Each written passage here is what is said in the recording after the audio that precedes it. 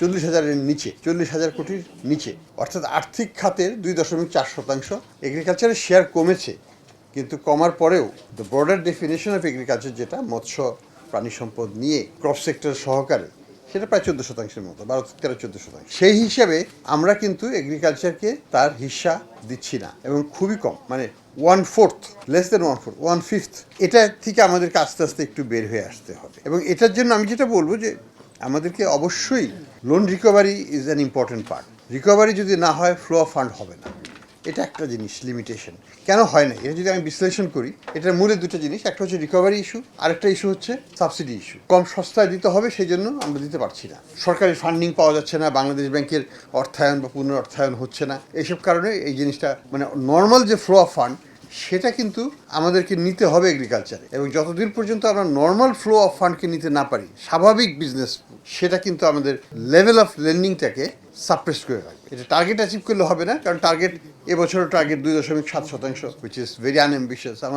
আমার প্রবৃদ্ধি হবে লোনে অন্তত পক্ষে 6-8% হয়তো হবে, 8% হলে এখানে 2%, আমি আবার পিছিয়ে পড়ছি আরও। আমার এগ্রিকালচারের যে হিস্সাটা, সেটা কিন্তু তারা পাচ্ছে না। এগ্রিকালচারের গুরুত্ব নিয়ে আপনারা অনেকেই বলেছেন, সব এটা নিয়ে অস্বীকার করার কিছু নাই। যদিও সামগ্রিক অর্থনীতিতে 13%-এর মতো আছে, কিন্তু এমপ্লয়মেন্টে এখনও 40%-এর মতো, এবং এটা আমাদের একটা ব্যর্থতা। কারণ আমরা এখনও গ্রাম থেকে জনগোষ্ঠীকে ইন্ডাস্ট্রিয়ালাইজেশন, সার্ভিস ওরিয়েন্টেড সেক্টর ইত্যাদিতে নিতে পারি নাই।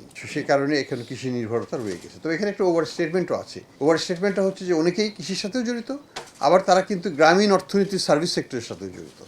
গ্রামীণ অর্থনীতি কিন্তু এখন আর কৃষি নির্ভর নয়।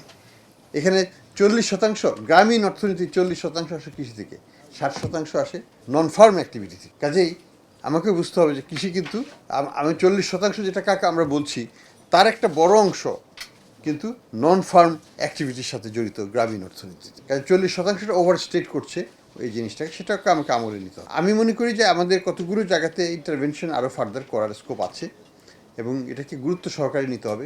এগ্রিকালচারাল প্রাইসের স্টেবিলিটিটা খুবই দরকার। আমি জাস্ট বিশ্লেষণ করেছিলাম, আমাদের যে মূল্যস্ফীতি হলো গত জুলাই মাসের যে মূল্যস্ফীতিটা, এটা একটা সিঙ্গুলার ফ্যাক্টর হচ্ছে চালের দাম বেড়ে যাওয়া, আর কোনো কিছু নাই। চালের দামটাকে যদি আমরা সরিয়ে রাখি ইন্ডেক্স থেকে, আমাদের সিপিআই 1%-এর উপরে কমে যেত। That's how important it is. যে কারণে একটা গ্যাপ তৈরি হচ্ছে, অর্থাৎ জনগণের যে পারসেপশন অ্যাবাউট ইনফ্লেশন, সেটা কিন্তু স্থিতিশীলতা আছে, but at the same time আমাদের নাম্বার বলতেছে যে ইনফ্লেশন বেড়ে গেছে গত মাসে, কিন্তু সেটা কিন্তু সাধারণ মানুষের ইসের মধ্যে পড়ে না। কারণ 99% অফ দ্য 99 না, মানে 100টা প্রোডাক্ট হলে একটা প্রোডাক্ট বাদ দিলে আর সবগুলোর দামই কিন্তু স্থিতিশীল বা কমেছে, কিন্তু একটা প্রোডাক্টের দাম বেড়ে গেছে, এবং সেটার কারণে আমাদের এই মূল্যস্ফীতির এই চাপটা আমরা অনুভব করছি।